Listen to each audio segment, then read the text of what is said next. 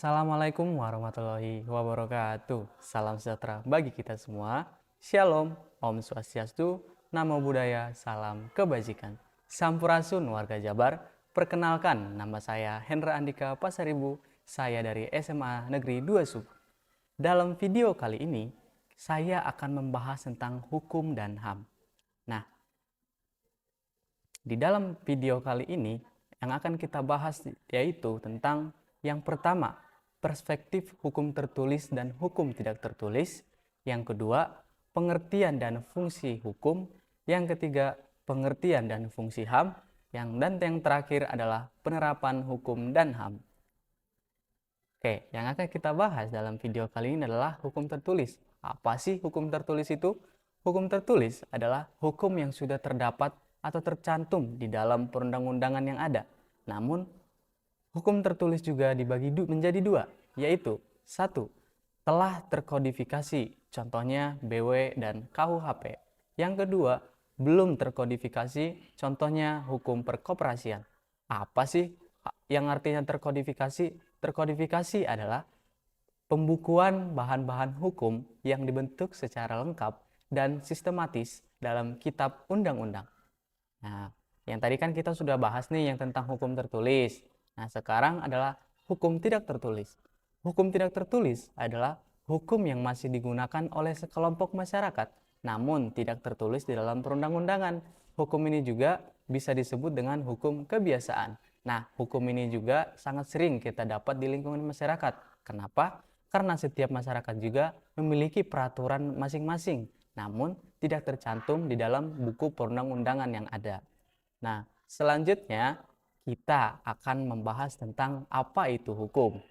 Hukum yaitu peraturan secara resmi yang bersifat mengikat yang dikukuhkan oleh pemerintah.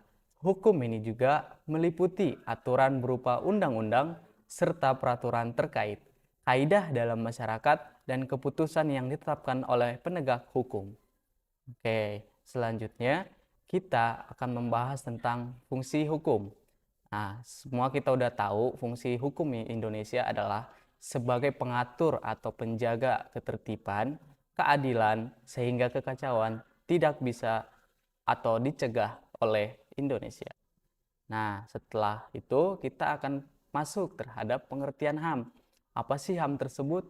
HAM adalah hak yang sudah melekat pada manusia mulai dari lahir karena anugerah dari Tuhan yang wajib dihormati, dijunjung tinggi, dilindungi oleh negara dan hukum.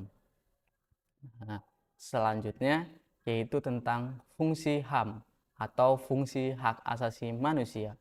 Alat yaitu alat untuk melindungi orang dari kekerasan dan kesewenangan menghargai sesama manusia yang dilandasi kesadaran dan tanggung jawab untuk menjamin bahwa hak-hak orang lain tidak dilanggar.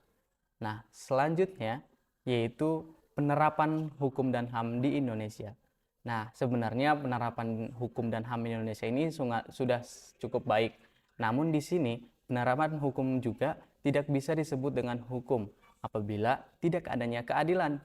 Jangan sampai ada hukum yang pandang bulu, diakibatkan adanya sogokan ataupun karena jabatan seseorang. Hukum harus adil seadil-adilnya.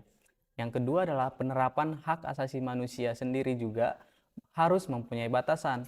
Batasan yang dimaksud adalah jangan sampai karena kita ingin menggunakan hak kita, tapi kita sendiri mengambil hak orang lain. Maka cara yang paling tepat adalah membuat HAM yang tidak mengambil hak satu sama lain dan menggunakan hak masing-masing sebaik mungkin. Nah, sekian materi yang bisa saya sampaikan dalam video kali ini, yaitu asesmen yang kelima tentang membuat materi atau video pembelajaran. Sekian dari saya, terima kasih, Jabar juara.